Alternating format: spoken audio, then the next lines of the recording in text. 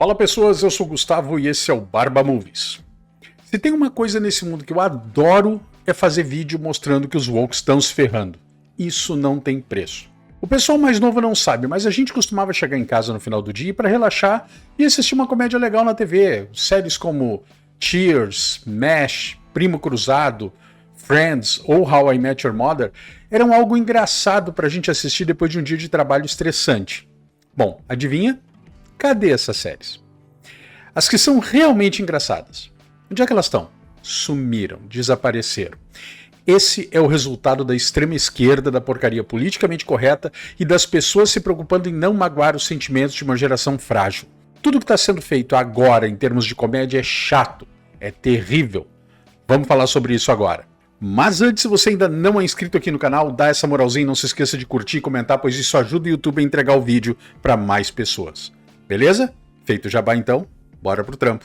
Galera, antes de começar, joguinho rápido aqui. Todo mundo sabe a catástrofe que o meu estado, o Rio Grande do Sul, está sofrendo e ao que tudo indica as coisas ainda vão piorar antes de melhorar. Muita gente está fazendo campanha de arrecadação, mas eu vou pedir que você direcione as suas doações para o Pix que está aparecendo aí na tela, que é a vaquinha do Badim Colono e do Pretinho Básico. Sozinhos, eles já arrecadaram mais de 60 milhões para ajudar as famílias que perderam tudo nessa inundação. Essas pessoas precisam da sua ajuda. Contribua com o valor que tocar no seu coração. A gente agradece demais. E agora vamos trabalhar. Vamos falar mais uma vez sobre a Hollywood Woke, ou, como eu gosto de chamar, Hollywoke. Em vez de recapitular os últimos acontecimentos que levaram ao desastre, vamos manter as coisas simples. Hollywood lacrou e não lucrou. Simples assim. Ela decidiu não funcionar e depois faliu. Ah, não tá botando fé. Vamos verificar com a imprensa especializada, então, com a mídia especializada. Hollywood Reporter, crise existencial na bilheteria pela frente, já que Hollywood repensa o que faz um sucesso. Newsweek, Hollywood enfrenta reviravolta dramática em 2024. Reuters, contração severa atinge Hollywood. Bloomberg, há esperança para Hollywood? Time, os Oscars foram gloriosos? Nem ferrando. Mas há uma tempestade se formando em Hollywood. New York Times, quão ruim pode ficar para Hollywood? The Hollywood Reporter, de novo. Estou assustado, porque é uma época brutal para ser roteirista de TV. The Columbian, quase todo mundo em Hollywood quer voltar a trabalhar. Por que está demorando tanto? Harper's Magazine, a vida e a morte de Hollywood. Roteiristas de filmes e TV encaram uma ameaça existencial. Variety, Jerry Seinfeld diz que o negócio de cinema acabou em Hollywood. E isso que eu citei aí é só uma pequena amostra de alguns artigos dos últimos 4 meses. Eu vou me fazer de louco aqui e aproveitar o hype de Fallout para dizer que a gente está vivendo o que pode ser considerado o pós-apocalipse de Hollywood. Nos últimos anos, apesar da opinião contrária de muita gente, que parece que torce pelo quanto pior melhor, a gente vinha dizendo, os youtubers mais conservadores e qualquer um com a cabeça no lugar, vinha dizendo que essa farra woke ia encontrar o seu próprio fim mais cedo do que pensava. Eu já fui chamado de um monte de coisas por dizer isso. Só que essa é uma certeza matemática. Se o que está sendo feito, da forma como está sendo feito, não agrada o público pagante, uma hora a grana vai acabar. Isso é um fato. E contra fatos, todo mundo sabe, não existem argumentos. Como um viciado, Hollywood usou vários dos mecanismos de defesa clássicos, como negação, racionalização, projeção. Muitas pessoas dentro da indústria, incluindo muitos comediantes, já estavam avisando tem tempo que essa coisa toda de politicamente correto era um pouco escorregadia. E um dos maiores sinais de alerta de que o ecossistema de Hollywood estava prestes a entrar em colapso é como o politicamente correto afetou a comédia. Vou repetir aqui o que eu disse no início do vídeo. As boas séries de comédia desapareceram. Se você acha que o que você assiste hoje tem qualidade, pode ter certeza de que o teu padrão está muito baixo. Esse é o resultado da extrema esquerda, da porcaria politicamente correta, da guerra cultural e das pessoas se preocupando em não magoar os sentimentos de uma geração frágil. Tudo que está sendo feito agora em termos de comédia é chato, é terrível. Essa afirmação não é minha. Tá? Ela, apesar de correta e óbvia, ela explodiu na internet nos últimos dias e foi dita por ninguém menos que o próprio Jerry Seinfeld. Para quem chegou de Marte agora e não faz ideia de quem é esse cara, é um comediante de stand-up norte-americano e foi o frontman de uma das séries de comédia de maior sucesso de todos os tempos, Seinfeld. E para dizer o óbvio, O motivo pelo qual a afirmação dele está sendo aplaudida na internet é porque a gente precisa que mais pessoas dentro da indústria critiquem essa indústria, se a gente quiser que algo mude. Só que é claro que a esquerda não ia ficar quieta, não ia engolir isso numa boa. Prova disso é que Stuart Heritage, jornalista do The Guardian, também um aficionado por comédia, respondeu à declaração do Seinfeld. Ele disse o seguinte, abre aspas, não, Jerry Seinfeld, a extrema esquerda não matou a comédia. A alegação dos comediantes de que o politicamente correto é a razão pela qual a comédia não é mais tão engraçada é preguiçosa e imprecisa. Fecha aspas. O que faz esse coitado pensar que ele sabe mais sobre comédia do que o homem que acumulou mais de $1 bilhão em riqueza pessoal fazendo comédia?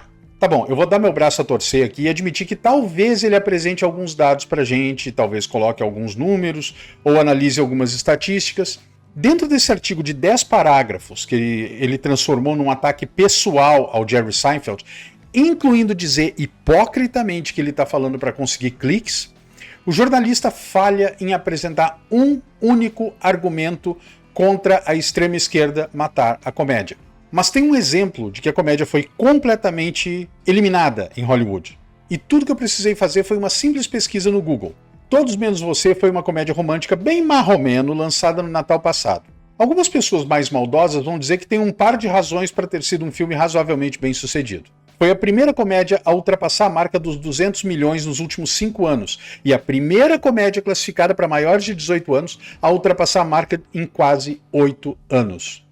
E se você quiser ficar mais deprimido, a comédia classificada para maiores de 18, 8 anos atrás, foi O Bebê de Bridget Jones. Então me responde isso. Por que os programas antigos, que estão fora do ar há quase uma década, dominaram as listas de streaming no ano passado, incluindo antigas sitcoms como Seinfeld? Isso me lembra do que o diretor Todd Phillips disse em 2019. Ele contou por que ele escolheu mudar de comédias, como Se Beber Não Case, para algo tão sombrio quanto o Coringa. Acontece que ele simplesmente não conseguia lidar com a cultura atual, ou a falta da cultura atual. A falta de sitcoms, ou qualquer comédia classificada como R em Hollywood, é um sintoma do problema maior. É só um dos muitos aspectos da indústria que foi abandonado ou quebrou. Isso não vai ser bom para os negócios. E agora está acontecendo na nossa cara. Hollywood está ficando sem tempo para consertar um modelo de negócios quebrado. As greves que fecharam os estúdios de Hollywood durante a maior parte do ano passado não conseguiram recalibrar a indústria do entretenimento e expuseram a sua maior vulnerabilidade, o fato de que o negócio está quebrado. O que eu vou dizer agora vai diretamente para os estúdios. Vocês se lembram das franquias que a gente amava e pelas quais vocês pagaram bilhões de dólares por causa das audiências cativas que elas tinham? E aí vocês decidiram irritar essas mesmas audiências e culpar elas pelas cagadas que vocês fizeram? A gente tentou avisar vocês e agora tem um cemitério cheio de franquias em vários estágios de reanimação fracassada, incluindo Star Wars, Star Trek, Doctor Who, o DCU, The Witcher, Willow, Roda do Tempo, A Lenda do Tesouro Perdido, Halo, Caça-Fantasmas, Exterminador do Futuro e Os Anéis de Poder. Mas de todas essas, vamos falar sobre a Disney Marvel, que sinceramente eu considero a mãe de toda essa confusão. Já fazem 5 anos que a Marvel não nos entrega nada que preste. E o público, como qualquer pessoa com 2 neurônios funcionais poderia imaginar, já está de saco cheio disso, mas aparentemente a Disney/Marvel não tá, apesar das novas desgraças acontecerem com ela dia após dia. Todo mundo que não é vendido e que tem um mínimo de entendimento da indústria lamenta o fracasso da Marvel nos últimos 5 anos. A grande diferença é que eles não estão dizendo que você é tóxico dessa vez. Não, eles só estão dizendo que os diretores dos Vingadores afirmam que os problemas recentes da Marvel não se devem ao cansaço de super-heróis. E até aqui vamos dizer que eu concordo, mas é só até aqui. Porque eles também dizem que o problema todo está sendo causado por uma grande divisão geracional sobre como consumir mídia. Oh, meu pai. Segundo eles, a Marvel teve um 2023 difícil com vários fracassos, como Homem-Formiga e The Marvels. John Russo, um dos 2 diretores de Vingadores Ultimato, disse que os problemas atuais da Marvel se resumem às mudanças na forma como as pessoas absorvem a mídia, que é um problema de toda Hollywood, não só da Marvel. E eu concordo.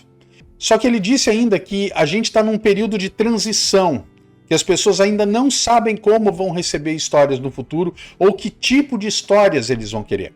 Não, Joe, não fala uma besteira dessas, cara. O público quer as mesmas histórias de sempre, quer bons filmes e vocês não estão fornecendo.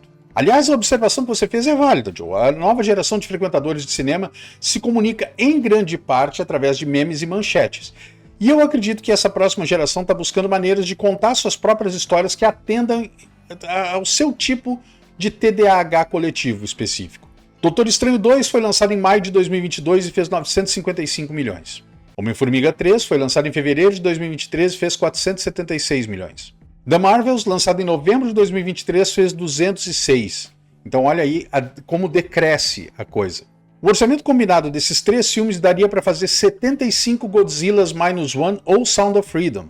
Essa conversa fiada de divisão geracional é só isso, conversa fiada. Desculpinha que o estúdio pediu para ele dar para não ter que admitir suas próprias cagadas. Porque eu não acho que seja possível encaixar uma grande divisão geracional em 18 meses. E isso não prejudicou Barbie, Super Mario, Guardiões da Galáxia 3. Então, prejudicou só a Marvel. É isso. E se o raciocínio é que os jovens só querem assistir tudo via streaming hoje em dia, então por que quase todos os programas de streaming da Marvel falharam? E sobre o ataque dos fãs, provavelmente não é uma boa ideia que a Tatiana Maslany, a estrela de Mulher Hulk, ainda esteja por aí chamando os fãs da Marvel de machitos. Já o irmão do Joe, o Anthony Russo, também diretor de Vingadores Ultimato, disse a Games Radar que a fadiga de super-heróis não tem nada a ver com super-heróis em particular, é apenas uma fadiga geral. E ele está absolutamente certo. É uma fadiga geral, fadiga de roteiro mal escrito, de atuação ruim, de produção ruim, de direção ruim, de CGI ruim, tudo alimentando a fadiga que a gente já tá da Hollywood Woke. Apesar de tudo isso, na verdade existe uma divisão sim, só que não tem nada de geracional. É a divisão entre a audiência e Hollywood, e ela é realmente enorme. Ou você pode continuar culpando os períodos de atenção, embora Duna Parte 2 tenha sido um sucesso com uma duração de 2 horas e 46 minutos, Oppenheimer foi um sucesso com uma duração de 3 horas, e vamos lembrar que todo mundo esqueceu suas preocupações da noite pro dia quando Homem-Aranha Sem Volta para Casa foi lançado com 2 horas e 28 minutos. Quer dizer, a culpa não é do filme muito longo. Isso é outra desculpinha furada que estão dando. Isso me lembra que a gente avisou que essa fadiga de filmes ruins ia levar a uma queda nas vendas de ingressos, que de fato aconteceu. As bilheterias de inverno atingiram baixas alarmantes e preocupações de que a receita doméstica diminuiria à medida que os grandes títulos dos estúdios fossem adiados para 2025 não eram infundadas.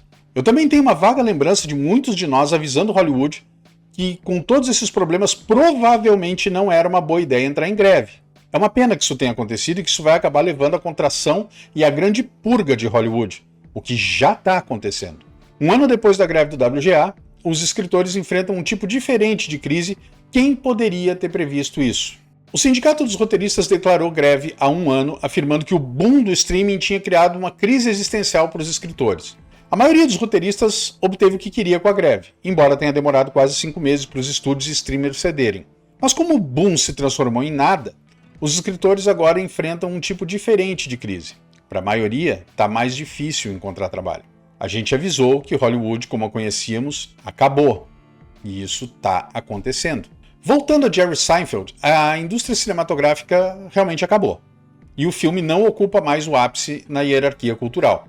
A desorientação substituiu e as coisas estão tão ruins que tem um artigo de 48 minutos na revista Harper's intitulado A Vida e a Morte do Cinema e da Televisão de Hollywood. Os escritores enfrentam uma ameaça existencial, mas não é como se a mídia de acesso não estivesse tentando oferecer algumas soluções. O artigo da Harper's pergunta o que fazer. A solução mais direta seria a intervenção do governo. O governo também poderia aumentar a concorrência diretamente, financiando mais filmes e TV públicos, estabeleceria talvez uma renda básica universal para artistas e escritores. Eu não sei vocês, mas isso me parece um pouco comunista. Ou talvez Hollywood já não seja woke o suficiente. Hollywood perde até 30 bilhões todos os anos por causa da desigualdade racial. Eu realmente me lembro de muitos de nós ao longo dos anos avisando Hollywood sobre a única coisa sobre a qual a mídia de acesso mainstream não vai escrever: a fundação de areia sobre a qual tudo isso foi construído. Seinfeld disse o seguinte, abre aspas, isso é resultado da extrema esquerda, da porcaria do politicamente correto e das pessoas se preocupando tanto em ofender outras pessoas. Agora as pessoas estão indo ver comediantes de stand-up porque não somos fiscalizados por ninguém. A audiência nos fiscaliza. Sabemos quando estamos fora do caminho e ajustamos instantaneamente. Mas quando você escreve um roteiro e ele passa por 4 ou 5 mãos diferentes, comitês, grupos, aí está o fim da sua comédia. Fecha aspas. Mas olhando para o lado bom, 2024 não vai ser tão ruim quanto o ano dos fiascos, onde a Disney dominou com 4 dos 5 maiores fiascos de 2023. Graças à greve ainda vai ter alguma porcaria, mas não tanto quanto antes. E talvez os falsos adultos que trabalham em Hollywood não aumentem o fogo com gasolina, repetindo as mesmas coisas constrangedoras do último ano. Agora, enquanto o que resta de quem trabalha em Hollywood e a audiência emerge de seus abrigos para vagar pelo deserto pós-apocalíptico de Hollywood, a gente vai encontrar oásis ocasionais, como Magnatas do Crime, House of Dragon e Duna Parte 2. Infelizmente são poucos e breves episódios, mas são todos muito bem-vindos. E era isso, pessoas, esse foi o vídeo de hoje, eu espero de coração que vocês tenham curtido.